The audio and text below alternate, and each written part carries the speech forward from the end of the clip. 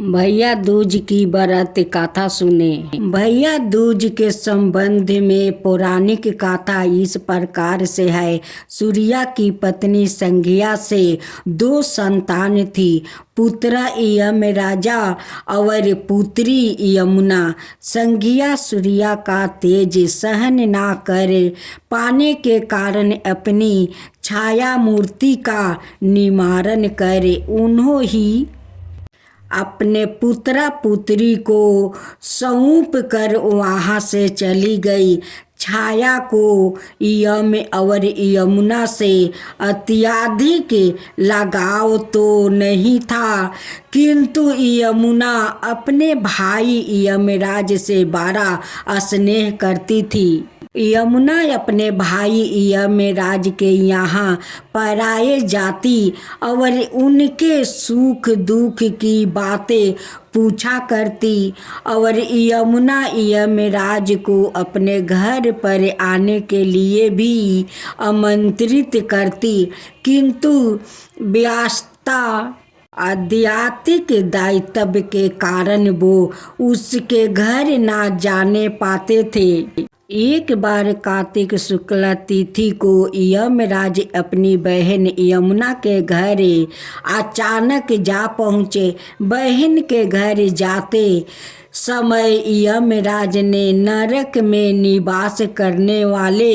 जीवों को मुक्त कर दिया। बहन यमुना ने अपने सहोदर भाई का बड़ा आदर सत्कार किया। विधिवत व्यंजन बनाकर उन्हें भोजन करवाया और भाला पर तिलक लगाया। जब वो वहाँ से चलने लगे तब उन्होंने यमुना से कोई भी मनोवांछित वर मांगने का अनुरोध किया। यमुना ने उनके आग्रह को देखकर कहा, भैया यदि आप मुझे वर देना ही चाहते हैं तो यही वर दीजिए कि आज के दिन प्रति वर्ष आप मेरे यहाँ आए करेंगे और मेरा अतिथि स्वीकार किया करेंगे। इसी प्रकार जो भाई अपनी बहन के घर जाकर उसका अतिथि स्वीकार करे और इस दिन जो बहन अपने भाई को टीका करके भोजन खिलाए उसे आपका भय ना रहे।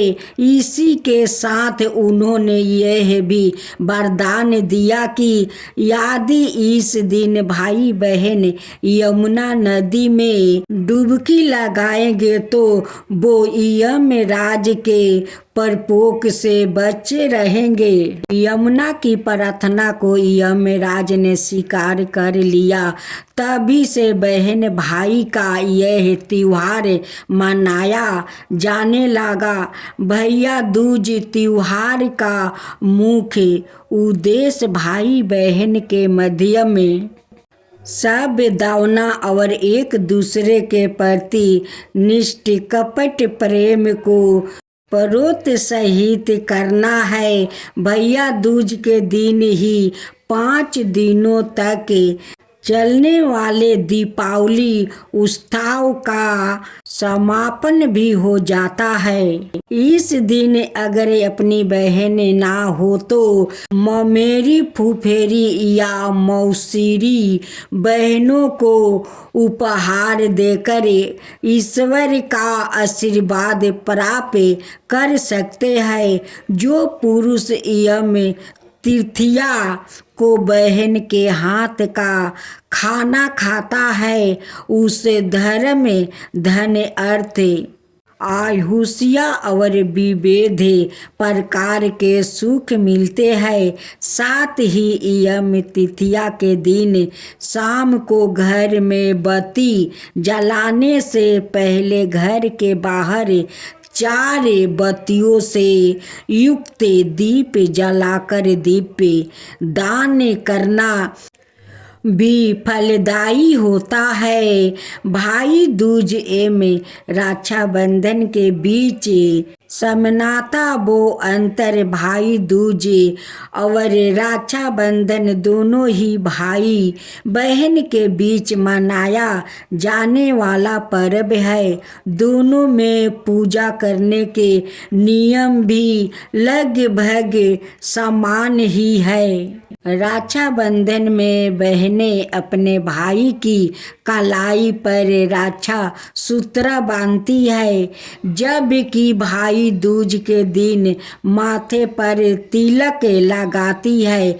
भाई दूज पर मुख्यतः भाइयों का अपनी विवाहितों बहनों के घर जाकर तिलक लगवाते हैं, जबकि रक्षाबंधन के दिन बहनें अपने भाई के घर आकर राखी रक्षा सूत्र बांधती है।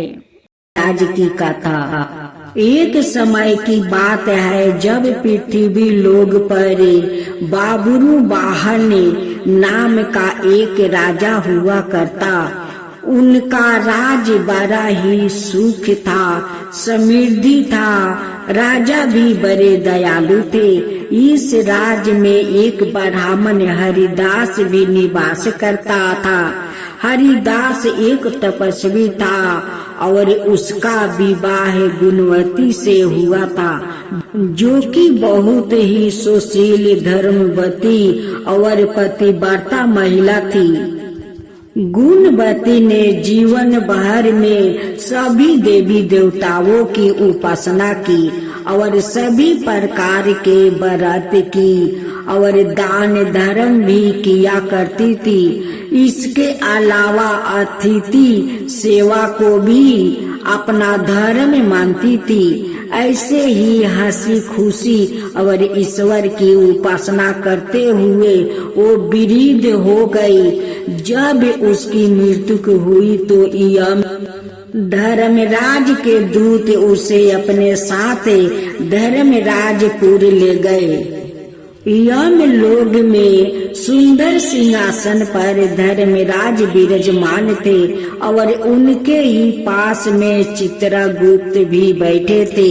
आपको पता ही होगा कि चित्रगुप्त के पास सभी प्राणियों के पाप पुण्य का लेखा जोखा होता है।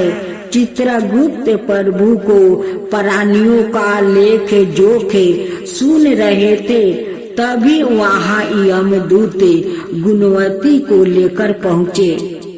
गुणवती उन्हें देखकर थोड़ी भयभीत हुई और मुंह नीचे करे करी हो गई। चित्रगुप्त ने गुणवती का बयारा निकाला और धर्मराज को बताया।